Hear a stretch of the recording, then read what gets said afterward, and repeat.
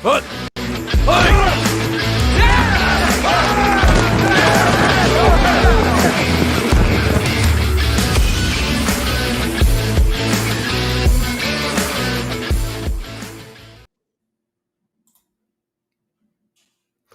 All right, what is up, Utah fans? This is Joseph back with the Utah Utes Football Digest. Wild Ute, are you unable to hear me? Is that the case? Oh, all right. Maybe he'll jump back on in a second, but we are live right now. Wild Ute is going to be joining us to talk a little Utah football. Hopefully, you guys can all hear me. I would imagine so. I haven't had an issue with that yet, but hopefully he pops back on in a second. But super excited to be talking with you guys today. Utah finishes the season 10-2 in the regular season. Little, not the way we wanted to look today, right? 31-21 for the Utah offense. Not the win we wanted if we wanted a dominant showing out there today. But I will say, just at first glance, and once Wild Ute comes in, we'll do a little back and forth. We'll talk a little more. But once he comes back in, we'll do a little back and forth. But I will say, I think the defense didn't play super well today. But I also think what's really peculiar about what happened today is the defense is not the reason that game was so close. Just being honest about that.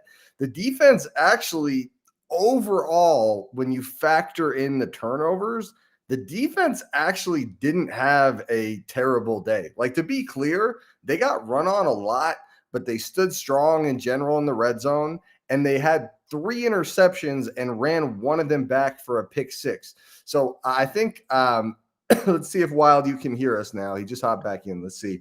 You can hear us? We're good to go. All right, guys. And if you guys are not familiar, smash the like button as we get Wild Ute in here. Back when I used to, run this channel like a damn well-oiled machine, we had a rotation of guys that would come on. And one of my favorites and one of the hometown favorites, Wild Ute, also has his own Utah channel, Big 12 Mafia, all that stuff, and just does great work. One of my favorite guys to listen to. Wild Ute, how are you feeling right now? How are you doing today? Win for wit. Win for wit. That's all I was saying. Forget. We'll talk about the CFP because we're still in the hunt and everything. We just needed to win that game, no matter what it looked like, no matter what it takes for Kyle Whittingham. That's probably his last game. Oh my gosh, I am so happy that they got it done again, Joseph. Like, seriously, just imagine going out in the season with a loss like that. No way. This team wasn't going to happen. Logan Fano was not going to let those guys beat Whittingham. He won for wit. Jackson Biddy won for wit. We all won for wit. Let's freaking go. I can't believe it. We got it done, man. Oh my gosh, dude. What a great season. As we finish 10-2, feels like the odds that this is potentially Whittingham's last season does escalate, right? The better the season, the more likely he's gone. I would say, I think we have a lot more to see what happens before we know if this is Witt's last season. Like, really, we could be talking about there's a world where in 2 days we're talking about the conference championship. There's a world where in a few days we're talking about the Las Vegas Bowl. There's a world where in a few days in a week or two, we're talking about the CFP. Like, all of this is a possibility. I think, a lot of stuff is still up in the air. And why don't you give, we haven't been able to talk too much. Sure. Wild Ute. How are you feeling right now about our chances to get into the CFP? Where are things in your mind? You know what? There's really one pathway at this point, and that's to get to the Big 12 championship game.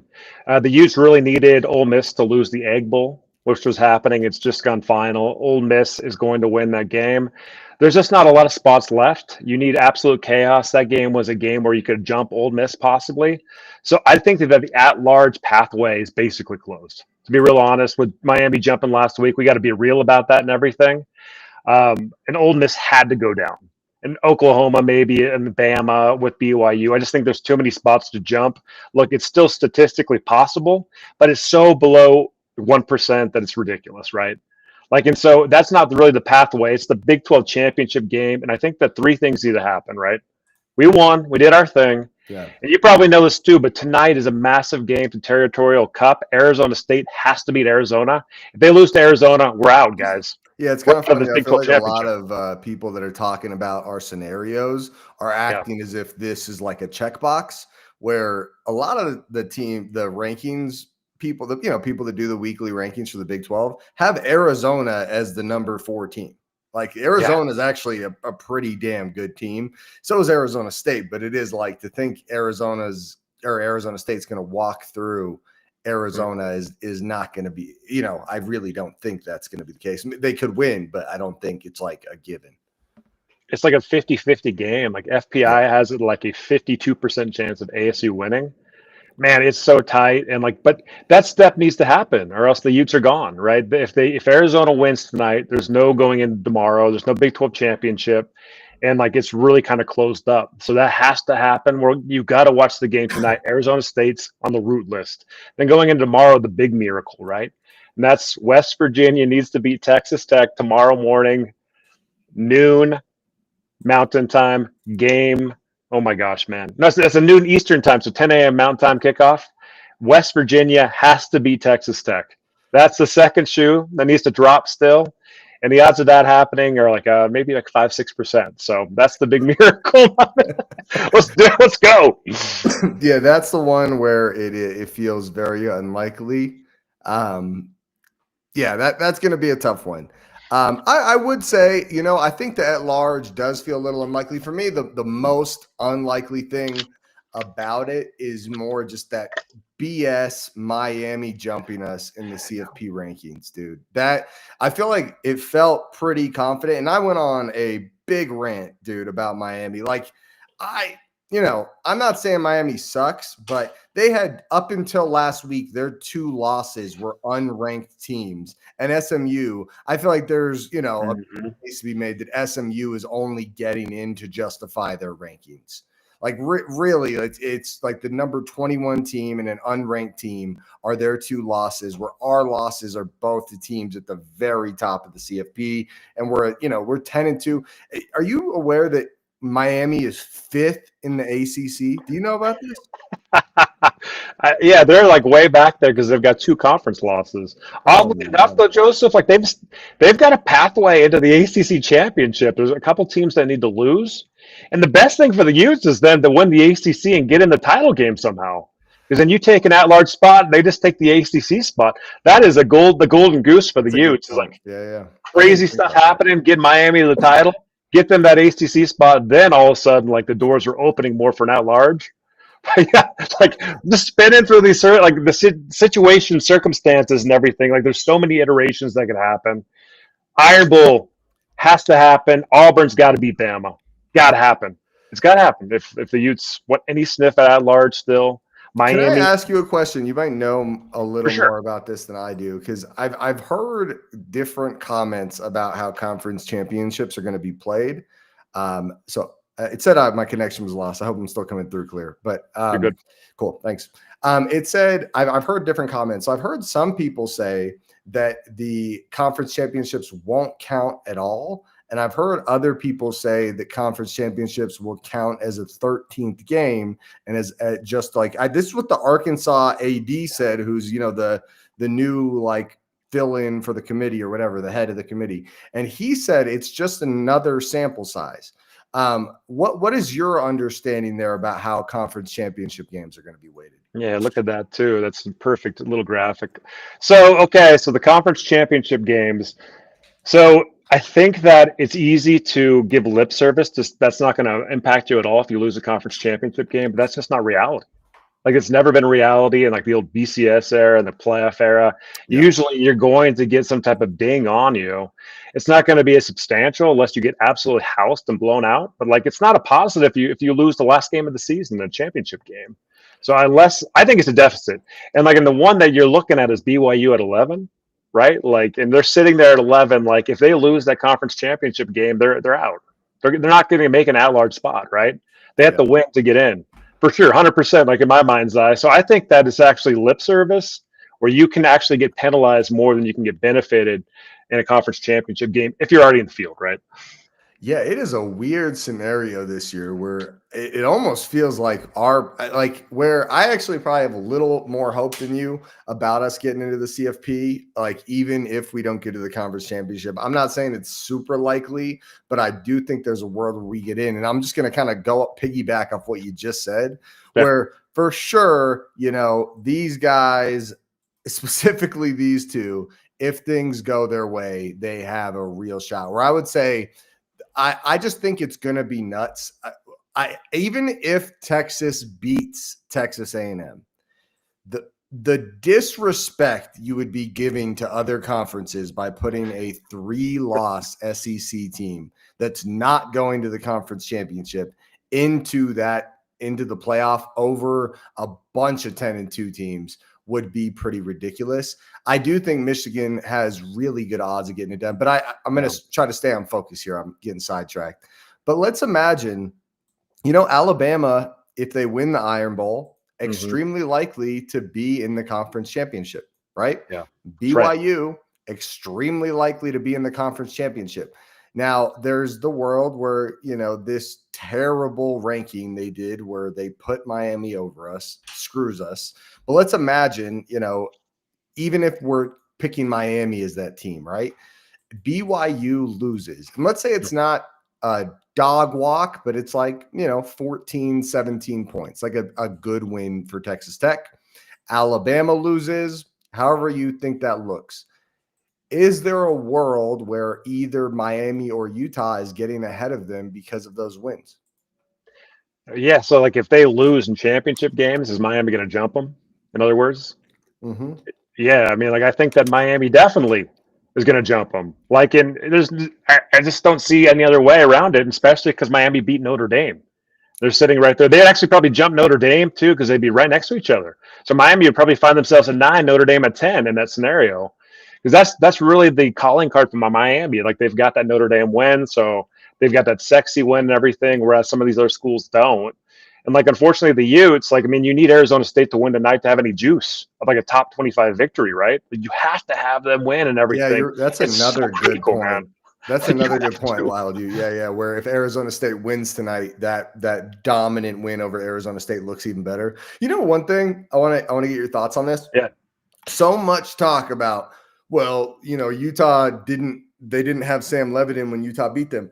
Sam Levitt is not in right now. Like, their top 20 ranking has nothing to do with Sam Levitt. Like, if anything, like they're saying with Jeff Sims, they're a top 20 team. And we made them look like hot garbage when we played them. I would love to get your just stupid, uneducated takes, dude. Oh man, It's like the narrative spin every time, right? Like, and it seems like people can spin it whatever way. We know, like, the team down in Provo is going to spin it with that little blue light discount special every freaking time, right? Like, no matter what happens to the Utes, anything positive is going to be spun that way.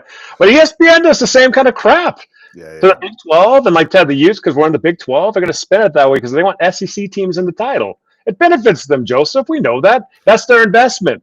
Like, anyone that's in the business world, like, you get more playoff teams in the SEC, you feature those games, you get better ratings down the line, and you can keep this narrative going. They have a huge incentive to do it. They own the CFP. And so I think it's a stupid narrative spin. It's going to happen to all Big 12 teams. It even happens to most ACC teams other than Florida State, Miami, and Clemson. Those are the three that kind of get a break a little bit. But that's when you're not in the Power 2, you kind of find yourself in that world. No, for sure. And one other thing I don't know if you've looked at it this year, is the actual, like, for sure, the SEC is very good. I'm not going to go off on a tirade that the SEC sucks. But if you look, man, like the disparity at top to bottom, they're like this Mississippi State squad hung tough for a while with Ole Miss. And I was actually watching, like, think of the announcers in the Utah game, just, they're getting run on like I've never seen. It's the worst performance. And then, dude, at halftime, guess who had more rushing yards, Kansas or Mississippi State? Let's say Mississippi State. Yes, Mississippi State, right? Yeah. And I wasn't watching the game, obviously, but I really doubt there was a lot of mentions of like, oh my gosh, this rushing defense is terrible. It's like, no, they're building a narrative to, like you mentioned, to leave Utah out of the playoff. It's very annoying. And all these, I've even seen other Big 12 fan bases chiming in about, like, oh, Utah's a joke. This is trash. And it's like, dude, we're 10-2. And we went from 5-7 to 10-2. So Joseph, going into this week, so ESPN FPI, right? FBI. That's what they do. That's what they spend, that big metric for the playoff committee. Utah going into this week was 8th in the nation, right? Yeah. There's only 2 SEC teams above Utah, and that was Alabama and Georgia. You know where Ole Miss was sitting? Ole Miss was sitting at 13, Oklahoma at 14, Vanderbilt at 17. So it's amazing how you can kind of grab the data that you want to and spin the narrative, right? That's really what this is. It's just spinning it your own way and it's to benefit yourself. We all do it. I get it. I just hate that ESPN controls everything, right? With the CFP and also like just the general talk and everything in college football, because that really puts Big 12 teams, Utah, at a disadvantage when you're going up against like a Ole Miss or Oklahoma. Like you're not going to win those and stuff because you're not getting to play. And plus, like talking about like just like the feature games, they stuck this game on ESPN. The last 2 weeks we were in the playoff hunt. They stuck us on ESPN2, Joseph. Like check this out. This blows my mind, and just like the narrative spin and everything. So ESPN2 last week for the K-State game, ESPN had first rights to choose the game over Fox. Right. So every week there's a lottery process for putting games in a time spot in a channel. ESPN had the first rights to a game. They chose Utah K-State and stuck that game on ESPN2, while Fox then got the other games like the BYU game and put it at the night game in primetime. That screws you, man, because nobody watches you on ESPN2. Like, so screw ESPN, screw the little narrative and everything. It's BS. Utah should be in the playoff. 100%, man. No, yeah, I think the problem right now is just that Miami ranking. It's like we're in a bad spot, but we really shouldn't be. Like, think about it, dude. What is Miami's one claim to fame? You mentioned it a minute ago. It's a Notre Dame 3-point win, right? Sure, and Notre Dame's number 9, and that's a very strong win. It is better than any of our wins when it comes to talent they played against. We have a 32-point win over the number 20 team. I agree, number 20 and number 9 are, there's a bridge between them. But still, it's like to act like the rankings don't matter at that point, where I think we have a very dominant win. And, it's tough to get 10 wins. Let's be honest, dude. It is tough. Did we miss John Henry Daly today? All right, well, let's stay focused on the CFP. Dude, what a season, though. Freaking 10-2. You know what? Like, I'm happy as a Utes fan, Joseph. Yeah. Like, what did you expect there was any, like, really, like, as a Utah fan, I did not expect there was any world where we were here. Like, just being real. And me, I'm like Mr. Optimistic. 9-3 was kind of like, that would be a really good season. Like I knew we'd be in 7-5 to 9-3, but it's like the fact that we became this awesome team was not in my crystal ball. It was more like we'd be a very good team. Yeah, I had us at 9-3. I remember you were saying like 8-4, 9-3 range and everything. Yeah. The season's gone better than expected, and absolutely nobody saw Utah winning the final 5 games. Remember, we were like looking at before the season. You're at Baylor, like you've got like the Cincinnati game, the K-State game, and we knew this was going to be a tough one today. Early week, right after Thanksgiving on Black Friday, nobody had us winning out of last 5 games. So that's a feat in itself, and that's what's it's tough too, because like in the playoff era, it kind of feels like if you don't get in the field, then you didn't have a successful season, and that's just it can't be like that, man. When you're 10-2, these games are so hard to win. It's so competitive. This has been such a special season compared to the crap we dealt with last year, these comebacks and everything and all the ride. I just had so much fun this year. Like, I'm so proud of the Utes for just getting this done. And I don't, regardless of what happens with the CFP, like, because there's a lot of stuff that has to happen, and it would be so magical, and I want it to happen more than anybody. Dude, I'm flying out to a CFP game. If we go anywhere in the freaking nation, I'll be there, dude. But like, it's not a failure if we don't get in the CFP. It was a successful season. We've got a lot of recruiting momentum. Let's just celebrate that for what it is. A 10-win season's hard, man. No, exactly. And I'm with you. And if there's any conference, just being real, like when you're in the hunt to go 10-2, it's like that's a difficult go. It's the Big 12. Just being real about that. The Big 12 is just so deep that like really outside of Oklahoma State, is there any like really bad teams in the Big 12? Like really, because West Virginia, we made them look bad. And at the time they did look bad. Since then, they've actually had some good wins and almost beat some good teams. That's why a lot of people do think there's a world where Texas Tech loses. like I don't, banking on that at all. That's why I'm not like too gung-ho about the conference championship. But I mentioned this last week. Do you remember 2022? Do you remember 2022? 2022, the season's coming to a close. We're 9-3, I believe. And the odds that we are getting into the conference championship is like you're going into the weekend thinking it's not. Do you remember? It was like I didn't even bring it up. It was like the odds that it was going to happen were so outlandish. Oregon State is down 21 points to Oregon, and it's one of the games we like need to, and you don't even think it's even a shot. Like I remember I was at the airport. We were traveling for President's Club, and I'm at the airport at like an airport bar watching the game, and I'm just like, dude, it's over. And then like as we're getting on the plane, like one of the other guys flying with me is like, hey, did you see what just happened? And then we're watching it and it's like, oh my gosh, dude. The whole plane was full of Utah fans too. And just like cheering, and it was really cool. But I'm just saying, this is why I want to take a minute and walk through the scenarios. Because there are so many possibilities that could happen. And like we just mentioned, it depends how the committee weighs things. So let's walk through. So I'm just going to Ohio State, absolutely don't want anything but chalk for them, right? I'm going to just kind of skim through this top. Like we want chalk for Indiana. We want chalk for Texas A&M, right? Like we want these guys to win as much as possible. Even I guess Texas Tech with the conference championship. The question is more if they win the game against West Virginia, then we want chalk. We want them to beat BYU because will absolutely not benefit us if Texas Tech loses because they'll still be in. They'll just be lower on the list. Okay. Oregon, I'd say we're getting in the range where we could, but I'd still say you probably want chalk there, right?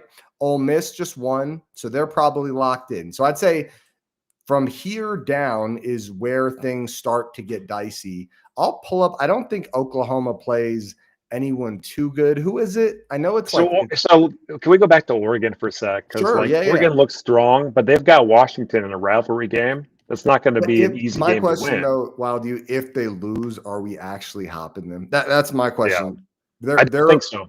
No. Yeah, that's where I'm at, where it's like, but maybe, honestly, because if they're at number 6 and they get a loss, they might not drop below where we are right now.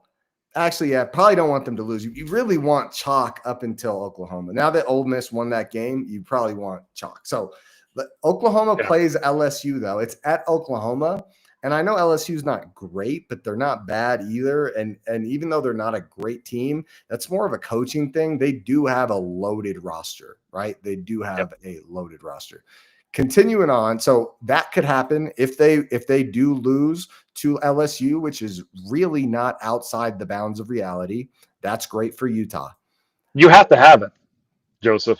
Like you're talking about, you have to have it for like. Let's be honest. Like you're talking through this. You're right on the nose and everything. There's 2 games. We're going to talk about the other game in a second.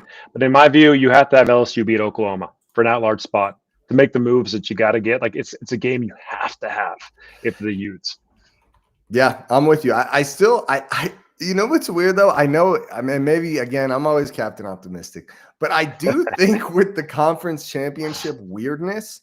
It really could benefit us. But the problem is Miami, but we'll talk about Miami because I'd say almost out of all the teams on the list, Miami's actually up there as one of the teams most likely to lose. I mean, they're playing a top 25 team in Pitt. I don't think they're going to lose, but it's like, you start counting all these different matchups, the odds that someone's losing one of them starts to increase. Am I getting you excited? What are you thinking?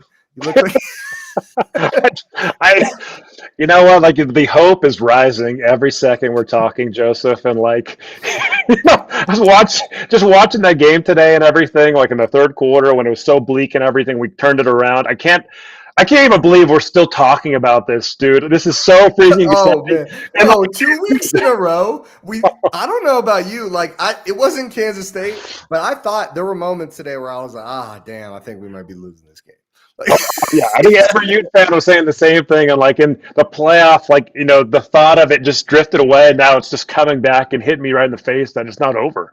yeah, It's dude. freaking over, man. That's what I kept saying, bro. Like 3-4 weeks ago, I was like, or especially after the Miami win, or Miami jump, it was just like, guys, just win. Just put us in the conversation and let the chips fall where they may. Because I'm going to keep going through here, Wild You, and I want to get your thoughts because I don't think all this is crazy.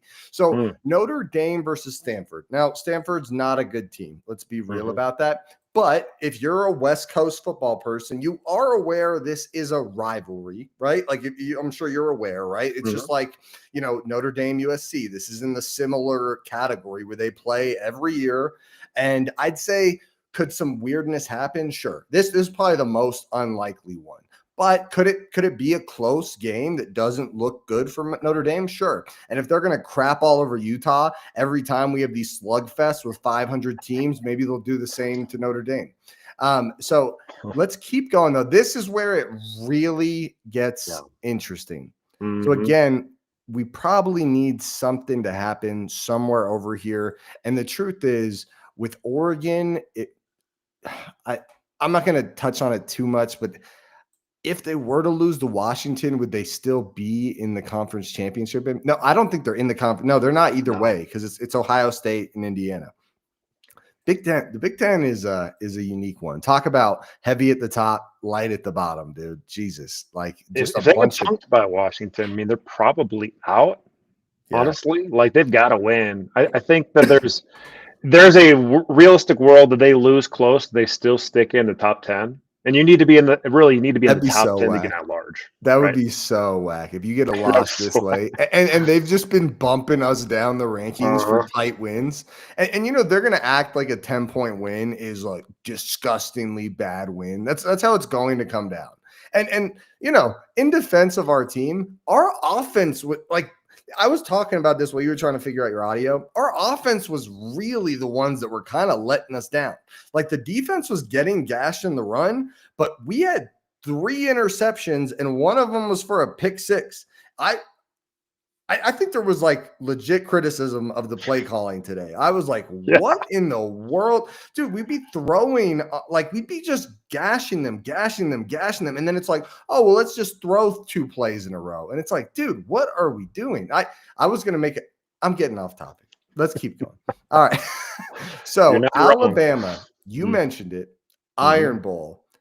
I'd say 70% chance they win that, right? Off the top of my head. This is if West Coast football fans, Utah fans, you guys aren't familiar, Iron Bowl, Alabama and Auburn, one of the more intense rivalries in college football. I don't think we get that familiar with it because of where we're located, but if you're into this, you would know this is a big rivalry and things get weird. Voodoo happens in Auburn. What's the location? What do they call it? Voodoo happens. Where? I don't know, man. Yeah. But somewhere in the middle of nowhere, Alabama is Auburn. I think Auburn is. It isn't Auburn. I think the city's name's Auburn. Is it? Actually, yeah, I think so. There you go. You're Tuscaloosa for the University of Alabama, and that game is at Auburn. The spread's thin, dude. It's like 3 points. Really? Okay, well then maybe 70% is too low. Maybe it's more like 60%. That's a good sign for us. Because if they lose for sure, if they lose in the regular season, they're out and we're one step closer. Yeah. So let's imagine it keeps happening in our favor. BYU. So this is the one where if a BYU fan is watching this, they're going to hate hearing this. And I'm not even saying I agree that this should be the case, but I actually do believe this will be the case. As a guy that lives in Utah, just like myself, you probably had these conversations with the BYU fans, where there's a real world where BYU goes conference championship, loses the game, and Utah gets in after they lose. They don't like the conversation. So if those, I actually think when you look at this, the odds that Alabama does stay where they are is actually pretty low. I think there's a really good chance that Alabama's losing one of the Alabama does not have a walk-in road to the playoff. Their road is you absolutely have to beat Auburn, and you probably have to beat Texas A&M. Like, sure, your ranking will skyrocket if you beat Texas A&M, but you're probably not going without it. You're going to be a 3-loss team at that point. And, you have I mean, how would you put not even to mention us, but how are you going to put Alabama in over BYU? If BYU has 2 losses, one in the conference championship, and Alabama's got 3, that'd be crazy. Anyways, continuing on. If the committee wants to be really nasty, right? Like, watch this, okay? If Bama beats Auburn in the Iron Bowl, if they jumped a spot or two to basically hedge against a conference championship game loss, that's basically like, it smells like committee. All to me, like jumping Notre Dame with any victory and stuff. Watch out for that. If it doesn't happen, if they end up at 10, I'm with you. A loss in the conference championship and getting in 3 would be an issue because Georgia would beat Alabama in the SEC championship game. And that's what we need and everything. But Bama's got to be in that 10 spot for us to have a chance to jump them, or BYU or anybody else. If they're kind of thinking that they might try to game it and move them up a little to make sure. Oh, yeah, I haven't even considered that.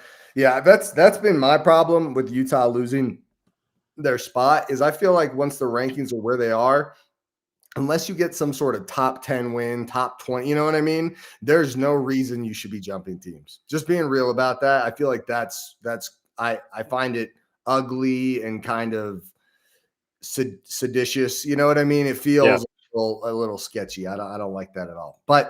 And then if BYU were to lose their game, I mean, we're probably above either of these teams if either of these teams loses another game. And I know BYU fans absolutely think that's crazy. And I'm not saying that that's not a flaw with the system, but there's a lot of flaws with the system. Some piece of crap ACC team is about to get in over a bunch of people, and a G5 team is going to get – listen to this list. A G5 team will get in over some grouping of these. Alabama, BYU, Miami, Utah, Vanderbilt, Michigan, Texas. Some grouping of all of those teams, a G5 team will get in above them. And I almost guarantee you most of these teams aren't going to lose any more games. Yeah. There's a real flaw right now. Anyways, though, Miami, they're going to play Pitt. And it sounds like from what you were saying that Miami has a shot at the conference championship.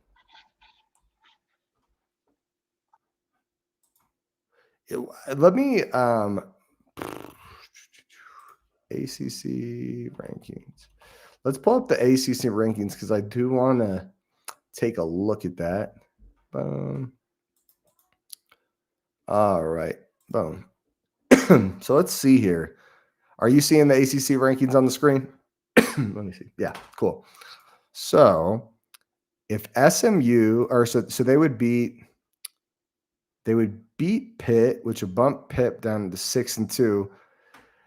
And then you're saying SMU would have to lose another game. Is that the idea? Or some combination of these? Or SMU would be the one they'd want to keep winning, right? Oh, anyways.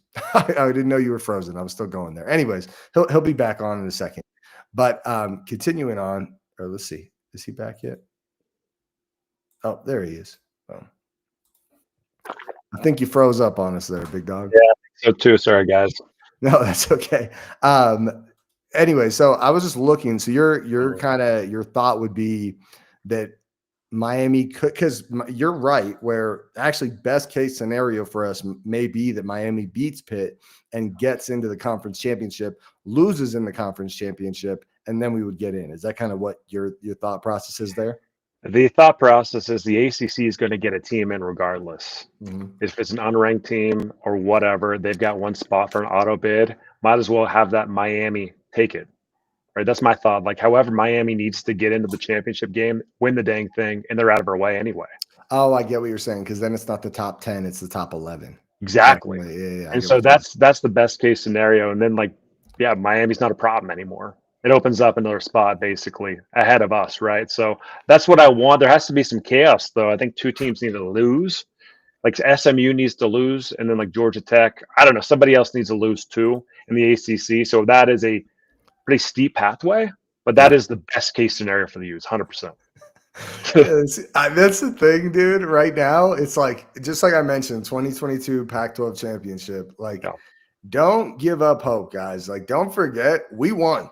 We're done until they decide. Like, as bad as that is, and as good as that is, it is true, right? It is like we'll get the good and the bad of that.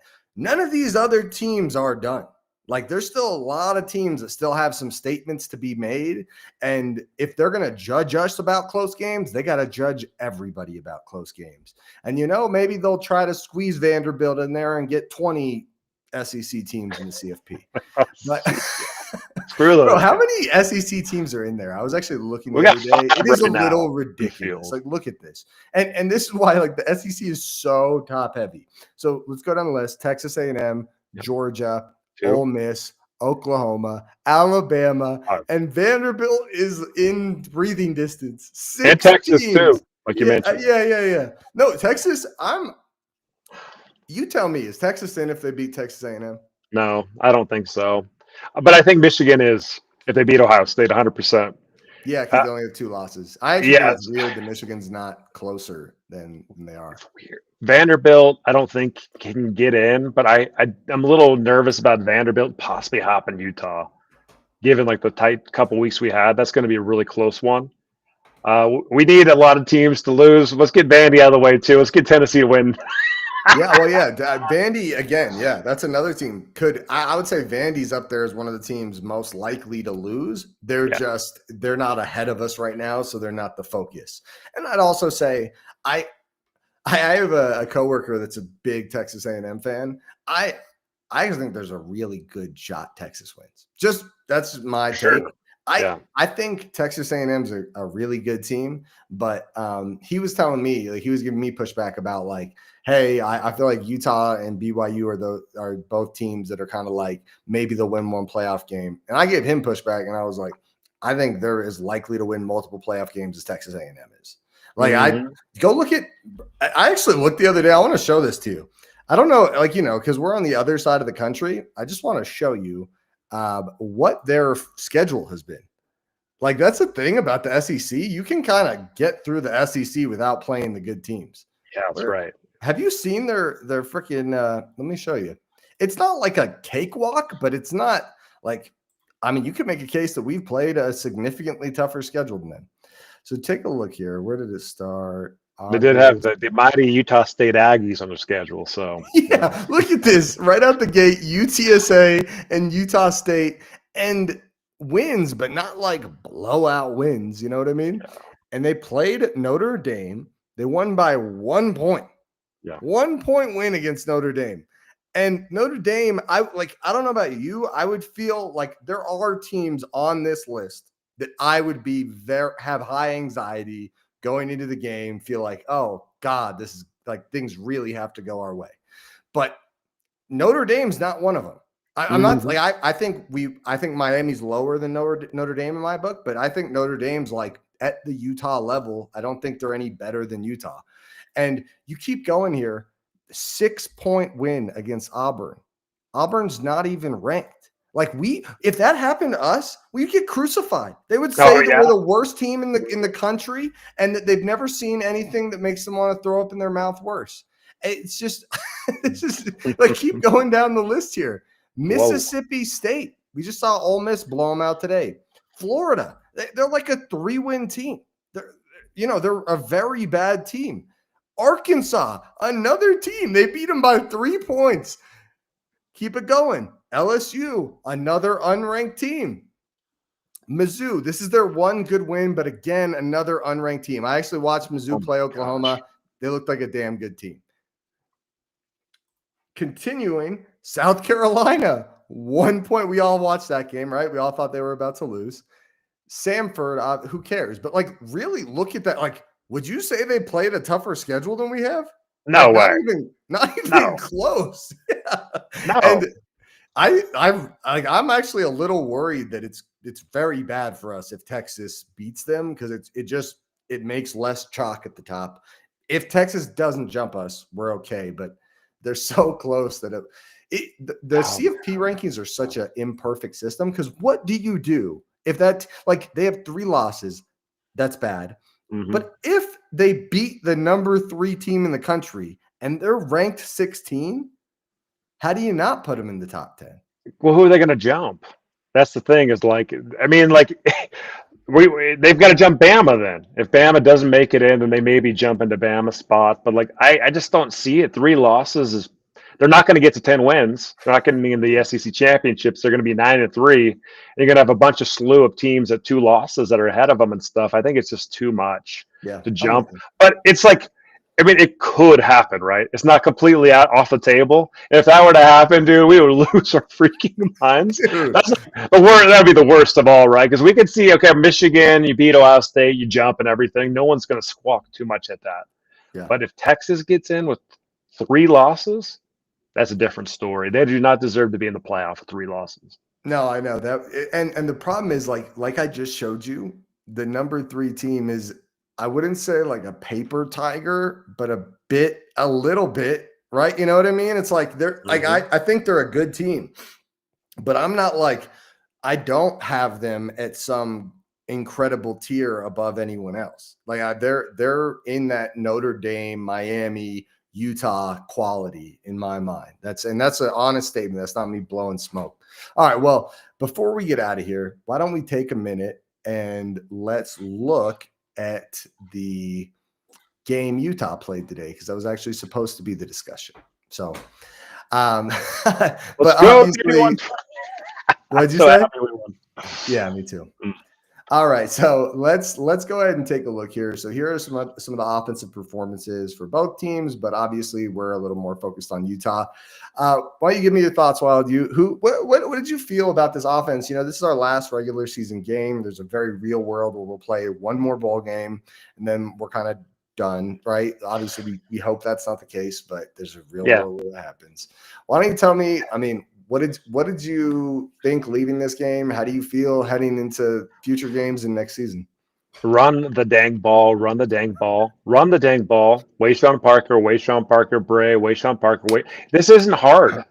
With this line, with this offense, Dampier run, Bray run, Parker run, Rogers run. Like, you've got this elite running game, and we just try to get too cute by passing a lot. Yeah, and the running game is working, man. I actually think that's why this game was so close. It was like why this game wasn't 45-21. It's like, let's throw pass and first down, and it just wasn't working. It wasn't working. It hasn't worked all season. And then the 4th down conversions again, are something that we all lose our mind about. Kick the field goal, please. If you're a 4th and 5 or 4th and 6, it's just not been there. And so there's a lot of weird play calls, but Jason Beck's been so great this whole year. For sure. Going to give a guy 2. I don't want to give a guy they're 10-2, right? And so my thoughts are really I think it's amazing the Utes came back, ripped 2 wins back to back in comeback fashion. That's very un-Utah like. Yeah. This has a special feel, almost like back in old seasons, like your 2008 season. They had some rips like this and stuff, and they were undefeated, and they got into the Sugar Bowl and beat Bama, right? This is the kind of team. And Joseph, based on FPI, this is the greatest Utah team of all time statistically. No, I mean, yeah, that's why I'm dude, we better get in the CFP. I know, because this is a special squad. Yes, have the last 2 weeks been pretty rough? Yes. But I also think that this was kind of one of my post games the other day. The adversity came at a good time. We're winning the games. We don't forget, it was either we lost games or we blew teams out of the water. That's the whole story all season. And the truth is, this wasn't at the final score we won by 10 points. It's not like it was a nail biter. And it's we got to get tested towards the end of the season, and we came out on top. And I think heading into the bowl season, that's a good thing. I think Devin Dampier, the guy is an absolute superstar. But you got to understand what you got with Dampier too. I mean, the guy, look at his stat line, looks pretty dang good and stuff, He, as far as a running quarterback, he's so elite, Joseph. Like, and his QBR is great because he runs the ball so good. But like in big time football games in the future, when we play big time teams, like we've got to get the pass game going better if we're going to take it to the next level with Dampier. And like, and he's stat wise, he's so good, and like, and he gives everything he's got. And I love that about Dampier and stuff. He just puts his heart out there. He had multiple injuries playing in this game, and he gets it done. He's clutch. I love the kid. But like, if the Utes are going to get to the CFP with him at the helm, the passing game has to be better. It's just not. The passing game is just not good enough, and like it's too easy to hone in when you're playing an elite team like a Texas Tech just to go and shut down the run because there's no passing game. We've got to shore that up if we're going to take the next step. But the offensive line, second half, fourth quarter, they started dominating. Wayshawn Parker, man, keep the man, please. Pay him whatever he's worth. This guy's the best running back in the nation, Joseph. I'm not disagreeing with you at all. Yeah. Like he is so the fact that he got 12 carries today bewilders me, dude. Like, why the hell did you stop giving him the ball? I couldn't believe it, dude. Like, yeah, like it or not, like I'm a diehard Chiefs fan too, and I'm like begging, like Chiefs, please take this kind of player. I want Wayshawn Parker on the Chiefs so bad. He is an NFL back. He's one of the best backs I've seen at Utah, and there's been so many, man. Like, and so I just want to keep Wayshawn Parker, pay him, figure out the quarterback situation. Dampier, I love him, but let's tighten up the passing game. I don't know what he needs to do to get that better and stuff. That Bentley, that underthrown pass to Bentley, I think you probably remember the pass I'm talking about today. Oh, like that's such a good example where it's like, bro, like you're watching it and you're like, like put some mustard on it, dude. Like, what is that? It was like he's 5 yards in front of the guy and he just like, the only way it's going to be a completion is if the other guy falls down. Like, it's just like, and then there was also the one, I forget who he was throwing to. I think it was another one to Bentley on the sideline. Do you remember that? It was the 4th and 6th. It was the 4th and 6th. And he just like guns it where there's just no chance for Bentley to make a play. And it's like, dude, it's 4th and 6. Just put some air on. Like, that's like, do what you did on the other play where you shouldn't have done it, right? Just give it some air. But I will tell you, Larry Simmons and J.J. Buchanan, holy crap, dude. Those guys, I mean, they just fit so well in what this offense does, right? Run. Well, and what we should be doing, not that we did that all day today, but it's like run, get them to overcommit, play action, boom, just give your guy a shot. And honestly, like Larry Simmons and Buchanan are contested catch animals. Like they're both really good. Anyways, I know you got to get out of here though, man. I just want to say, guys, please make sure you guys like the video. So cool to have you on, Wild. Just fun to get to talk to you. It feels like we got to hang out a little bit. I got to ask you a question before we get out. Yeah. Because like this, of course, this is a special season. If magic happens, we are going to lose our minds in the playoffs. It's going to be the greatest thing ever. Like I cannot wait. Watch Arizona State tonight. That's the first step. It's a must, guys. But like looking into next year's team, like we don't get to talk too much on live shows and everything. Like if the Utes don't make it in and everything, and like we're looking at next year's team to see what we've got coming back. We've got the line and the like, but like with Dampier and Ficklin, you've got 2 superstar quarterbacks. I don't know what you do. Like, I want to keep them both. I would love to keep them both, but they might be just too talented to both keep. Like, how do you make that decision? Because Dampier is such a good he's such a good QBR. He's a proven winner and stuff, but Ficklin looks like he could be a superstar. I don't know what to do, Joseph. I would love to get your thoughts before we get out of here.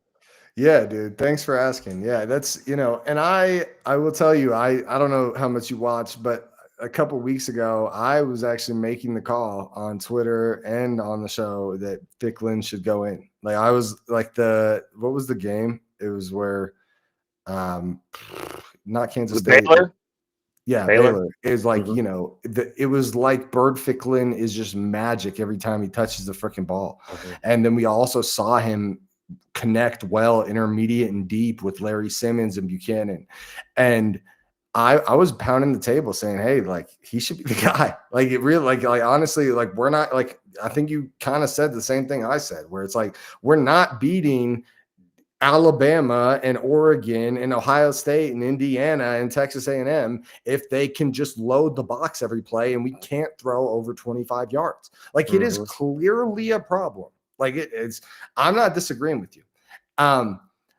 But I will tell you this, the past 2 weeks, as much as, it's weird because the team hasn't looked great as a whole the past 2 weeks, but freaking Devin Dampier has made some throws, dude. It wasn't perfect, but some of these throws, I think he started to trust Larry Simmons and trust Buchanan, and that you could feel the chemistry there, right? And Whittemore's starting to make an impact too. I feel like he's just, it feels like every play he catches it's almost one move away, and he would have broke that for 40 yards.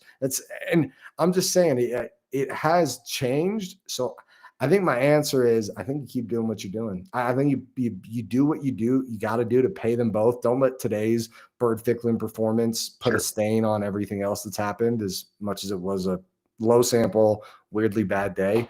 I would just say I think you do everything you can to keep both of them. And I think, you keep rotating them in. Yeah.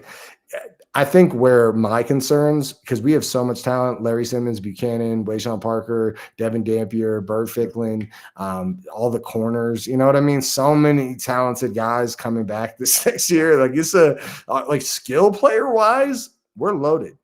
But let me throw something at you, and I'm going to let you out of here. I know you got to go. Yeah, the offensive line, we're about to lose 2 first-round talent offensive tackles now. And then the rest of the offensive line, don't quote me, but I'm pretty sure most of them are going as well. Kump's for sure gone, and I'm not sure about the other 2. I know we've got a superstar, 5-star offensive tackle coming in, but you don't want to bank on a freshman starting. And then defensive line-wise, I'm not going to call out any names, but you can go back and watch the film, and I'm not going to make anyone feel bad. There was some players that just had terrible days, and, I don't watch every snap where I'm just highlighting the D-line, but the defensive interior needs some improvement. And I think we're going to run this to some issues there, because I think why we've been able to play talented skill players as of late, like running backs and quarterbacks, is because we home grow our defensive line and we home grow our offensive line. And so they don't cost us, we get a little bit of a hometown discount there. So I know you got to go, but I will say, in closing, guys, like the video, comment down below after the video so we get your thoughts. But the number one thing is, guys, whatever happens from here on out, it's going to get messy. It is going to get weird, and hopefully that weirdness lands us where we want to be. But we have a heck of a squad heading into next year, and you guys should be really, really excited about what's to come. I'm out of here. Go, little Bird-Ficklin for you, man. Let's go. Bring the chaos on. Bring the chaos.